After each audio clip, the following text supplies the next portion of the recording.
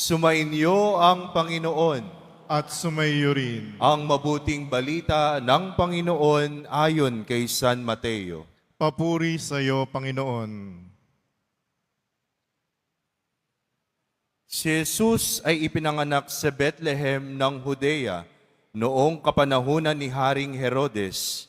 Dumating naman sa Jerusalem ang ilang pantas mula sa silangan at nagtanong-tanong doon, nasaan ang ipinanganak na hari ng mga Hudyo? Nakita namin sa silangan ang kanyang tala at naparito kami upang sambahin siya. Nang mabalitaan ito ng Haring Herodes, siya'y naligalig. Gayon din ang buong Jerusalem. Kaya tinipon niya ang lahat ng punong saserdote at mga eskriba ng Israel at itinanong sa kanila kung saan ipinanganak ang Mesiyas. Sa Bethlehem po ng Judea, tugon nila. Ganito ang sinulat ng propeta. At ikaw, Bethlehem, sa lupain ng Huda, ay hindi nga huli sa mga pangunahing bayan ng Huda, sapagkat sa iyo lilitaw ang isang pinuno na mamamahala sa aking bayang Israel. Nang mabatid ito, lihim na ipinatawag ni Herodes ang mga pantas at itinanong kung kailan lumitaw ang tala. At pinalakad niya sila patungong Bethlehem matapos pagbilinan ng ganito. Humayo kayo at inyong hanaping mabuti ang sanggol. Kapag inyong natagpuan, ibalita agad ninyo sa akin upang ako may makasamba sa kanya. At lumakad na nga ang mga pantas. Muli silang pinangunahan ng talang nakita nila sa silangan hanggang sa sumapit ito sa tapat na kinaroroonan ng bata. Gayon na lamang ang galak ng mga pantas nang makita ang tala. Pagpasok sa bahay, nakita nila ang bata sa piling ng kanyang inang si Maria. Lumapit sila at nagpatira pa at sinamba ang bata. Binuksan nila ang kanilang mga sisidlan at inihandog sa kanya ang dala nilang ginto, kamanyang at mira. Nang sila'y pabalik na, sinabi sa kanila ng Diyos sa pamamagitan ng panaginip na huwag na silang babalik kay Herodes.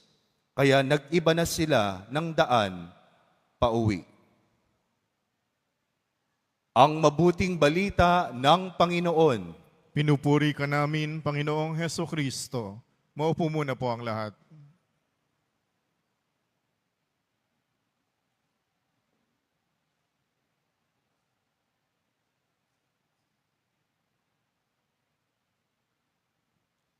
Magandang umaga po sa inyong lahat. Merry Christmas and a Happy New Year. Batiin naman natin yung ating mga nasa paligid, isang mga matamis na ngiti at isang masiglang pagbati. Ayan. Ang sabi po nila, ang batian daw ngayon ay Happy Three Kings. Tama po ba? Happy Three Kings. Bakit tayo nagsimulang magbati ng Happy Three Kings? Dahil, ano pang alam natin? Yung nasasaad dun sa binasa po natin ngayon, na ang tawag natin, una sa lahat, dun sa tatlo, ay hari. No? Bagamat, kung titingnan natin yung ebanghelyo, hindi naman talaga sinabing hari. Sinabi ay pantas o mago. Ibig sabihin po, marurunong na tao. At saan pumunta po yung tatlong iyon? Saan pumunta? Saan? Sa Bethlehem daw. At saan natin nakikita ang pangkaraniwang imahe ng tatlong hari? Saan natin nakikita yan? Sa Belen. Ayan. Sino po dito, Belen, na may tatlong hari? Yung Belen nila sa bahay, tatlong hari. Meron ba tatlong hari dito sa ating Belen? May nakikita po ba kayo? Meron? Wala. Ayun. Meron ba dyan? Meron yata. Ano po ang problema sa mga Belen na may tatlong hari? So sa mga Belen po natin, nandyan si Maria, nandyan si Jose, tapos si baby Jesus nasa gitna.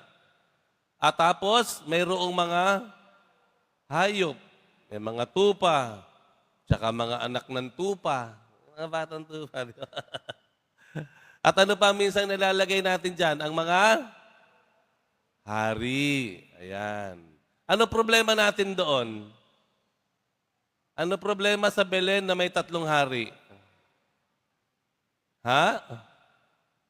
Yung mga Belen na may 3 hari, it never happened. Hindi po nangyari yan. Maniniwala ba kayo?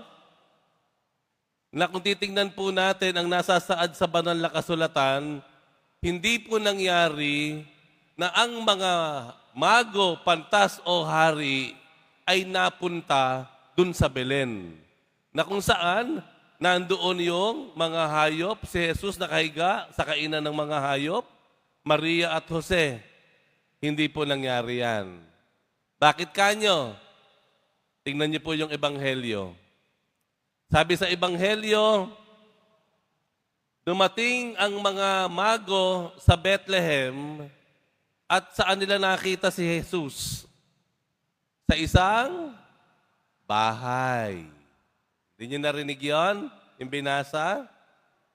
Nakita ng mga mago si Jesus hindi sa sabsaban. Ang sabi po dito, sa bahay. Si Jesus po at ang banal na mag-anak, nanatili po yan sa Bethlehem. Hindi yung pagkapanganak ni Jesus sa Bethlehem, umuwi na agad sila sa Nazareth. Hindi po. Dahil kung susubaybayan niyo po ang ikalawang chapter ng Ebanghelyo ni San Lucas, ay matutunghayan po natin na si Jesus at ang magbanal na mag-anak doon patinuli sa Bethlehem. Ang pagtuli po sa bata, 8 days after. At ano sabi doon? Meron pang presentation in the temple. Nakita ni Ana at saka Simeon ang batang si Jesus. That will only come after 40 days. At kung susundan pa natin yung Ebanghelyo sa araw na ito, nung malaman ni Herodes na hindi na bumalik ang mga mago sa kanya, nagpinahanap niya yung mga bata na mayroong 2 taong gulang pababa. So in conclusion, si Jesus at ang banal na mag-anak ay nanatili sa Bethlehem ng mga 1 taon pa. At ang mga mago, dumating yan hindi sa panahon o sa sandali na si Jesus ay nasa sabsaban, kundi nang si Jesus at ang banal na mag-anak ay nasa Bethlehem. Hindi pa bumabalik sa Nazareth, nasa Bethlehem pa. Naantansya po natin, ilang buwan pa yon, hanggang 1 taon na natili pa roon. Amen? Pero hindi yan ang pagtatalunan natin. Hindi yan ang ating pagninilayan. Ang titingnan po natin, yung karakter na magkaiba ni Herodes at ang 3 mago. Si Herodes at ang 3 mago. Si Herodes, ang mga mago po, pumunta sa Jerusalem para hanapin yung nasasaad sa propesiya na magiging hari ng Israel. Dala-dala nila ang kanilang mga regalo. Frankincense, mira, at ginto. Hinanap nila si Jesus, ang batang si Jesus. Sa kabilang banda, si Herodes, pinahanap din ang sanggol na si Jesus. Pero hindi para mag-alay ng regalo kung hindi dahil sa takot. Sa takot. Bakit kanyo natatakot siya? Dahil ayon sa propesiya, ang isisilang na sanggol ay magiging hari ng Israel. Sino ba hari ng Israel? Si Herodes. Ibig sabihin, papalit sa kanya. Takot siya na mawala sa kanyang trono. Takot siya na matanggal bilang hari. Minsan po, natatakot tayo na tuluyang at buong-buong ibigay ang ating buhay sa Diyos. Minsan po, hindi man natin ito batid o hayagan o ganap na nauunawaan. Minsan ang tao, parang si Herodes, takot sa presensya ng Diyos. Ano po ibig kong sabihin? Minsan po takot tayo na talagang lumapit sa Diyos at talagang mapalapit ng husto sa Kanya dahil akala natin aagawin ng Diyos ang kaligayahan natin. Aagawin ng Diyos ang kasiyahan natin. Pipilitin tayo ng Diyos na iwan ng barkada. Pipilitin tayo ng Diyos at tatakutin para iwasan ang bisyo. Na pag lumapit tayo sa Diyos, mapuputol na yung mga ugnayan na gustong-gusto natin. Pero bawal. Akala natin si Lord ay killjoy. Sisirain ang kaligayahan natin. Minsan takot tayong mapalapit sa Diyos dahil akala natin iibahin ng Diyos yung plano natin. Iibahin ng Diyos ang plano natin. At minsan natatakot tayong lubusang mahalin at isuko ang buhay natin sa Diyos dahil akala natin, kagaya siya nung kaibigan natin na minsan ay iniwan tayo sa ere. O kaya tinraidor tayo. O niloko tayo. Akala natin, kagaya siya nung kaibigan natin. Marami pong ika nga napapaloob sa ganyan. Kahit paggawa ng mabuti, di po ba? Hindi man kayo makapaniwala na tayo natatakot sa Diyos sa ganitong mga kadahilanan, pag-usapan na lang naman po natin yung paggawa ng kabutihan o pagiging tapat. Minsan takot tayong gumawa ng mabuti dahil akala natin mamasamain ito ng mga tao na nakakakita sa atin. Akala natin ibabash tayo. Takot tayong mabash sa paggawa ng mabuti o pagsabi ng katotohanan. No? Akala natin kapag gumawa tayo ng mabuti, mababawasan yung mga kaibigan natin. Akala natin hindi magiging tapat ang Diyos. Akala natin kapag naging tapat tayo sa opisina, ay tayo ay malalayo at mahihiwalay sa iba. Akala natin pag gumawa tayong mabuti, nagbigay tayo, mauubusan tayo. Akala natin ay hindi tayo tatanawan ng utang ng loob. Maraming nakahalo dito. Parang si Herodes, natakot ng husto. Natakot sa presensya ng Diyos. Pero anong minumungkahi sa atin ng Ebanghelyo? Maging kagaya tayo nung 3 mago. Yung 3 mago, hindi po Hudyo yun. Hindi Hudyo. Sila ay malamang mga pagano. Mga taga-silangan Hindi po sila kasama dun sa bayan na pinili ng Diyos na Israel. Hindi po. Taga-ibang lugar sila, mga dayuhan. Gayon pa man, kahit dayuhan sila, hinanap nila si Jesus. Hindi dahil takot sila, kung hindi dahil gusto nilang magkaloob ng regalo, magbigay. Alam niyo po, kabaliktaran minsan ng takot, pagbibigay. Akala natin minsan ang kabaliktaran ng takot ay tapang. Hindi po. Dahil marahil walang aamin sa ating duwag. Marahil sabihin ng karamihan sa atin, matapang ako. Pero hindi lahat kayang magbigay. Minsan po ang kabaliktaran ng takot ay yung generosity. The opposite of fear is generosity. Kaya tingnan niyo po yung mga taong nagbibigay. Ito po yung tao na masasabi mo, hindi ganoon natatakot. Handa sila magbigay kahit hindi sila natatakot na sila ay tatalikuran. Kaya nilang magbigay, hindi sila natatakot na mauubusan.